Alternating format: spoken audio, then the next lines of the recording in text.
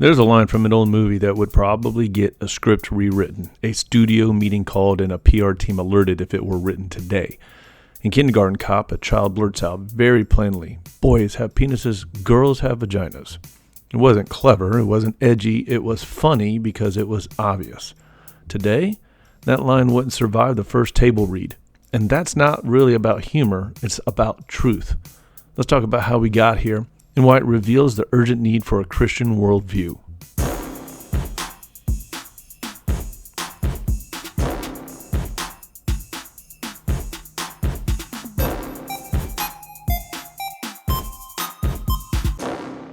If we were directing Kindergarten Cop today, filtered through modern gender ideology, affirming language, policies, and educational norms, the scene might sound something like this. Boys and girls can both have penises. Boys and girls can both have vaginas too. Also, both can get pregnant. This is where Arnold Schwarzenegger's character would say, "I need to lie down." Terrible impression, I know. The humor still works though, but for completely different reasons. Back then, the joke landed because of clarity. Today, it lands because of confusion. And comedy is often the first place cultural contradictions reveal themselves. Let's be clear. This didn't begin with transgender ideology. That's the fruit, not the root. The deeper shift happened when our culture, especially our schools, began replacing objective truth with subjective experience. At one time, truth was understood as something you discovered. Now it's something you declare. Meaning shifted from reality to feelings, from biology to identity, and from coherence to affirmation. And once truth becomes personal, disagreement becomes immoral. Here's one of the strangest ironies of our time. Science is invoked constantly until it gets inconvenient.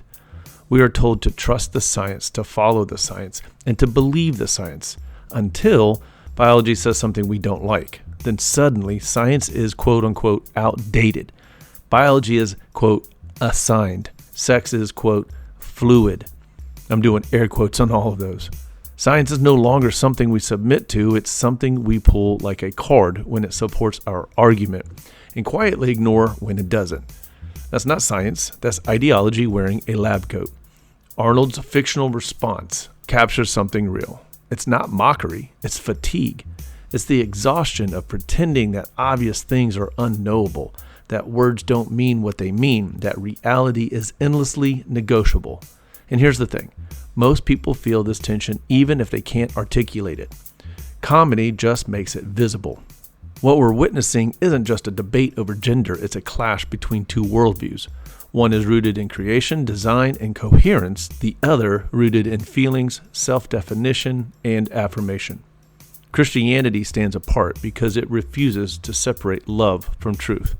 The Apostle Paul writes, instead, speaking the truth in love, we will grow to become in every respect the mature body of him who is the head, that is Christ. Ephesians 4:15. Biblically, truth is not a weapon, and love is not silence. Love without truth isn't compassion, it's avoidance. Truth without love isn't faithfulness, it's cruelty. The Christian worldview holds both together. Clarity is not cruelty. Naming reality is not harm. Confusion may feel kind, but only truth has the power to heal. If the truth is subjective, power decides meaning. If identity is self-created, it's endlessly fragile. If biology is negotiable, nothing is stable.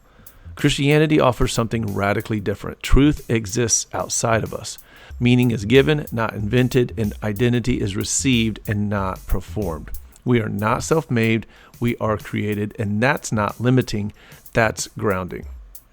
The original Kindergarten Cop line was funny because everyone agreed on reality. The modern rewrite is funny because reality has been fractured. And sometimes the most honest response to a culture bent on denying the obvious is the same one Arnold would give today. I need to lie down. If you found this episode helpful, challenging, or thought-provoking, please consider sharing it with someone who's wrestling with these questions. You can find more writings, articles, and resources at revolverbroadcasting.com and on my Substack, Danny Tippett, that's Tippit, same backwards as forwards, .substack.com. Make sure to subscribe wherever you listen to podcasts so you don't miss future episodes. And as always, thank you for listening, thank you for thinking deeply, and thank you for caring about truth in a culture that increasingly resists it. We'll see you next time. God bless.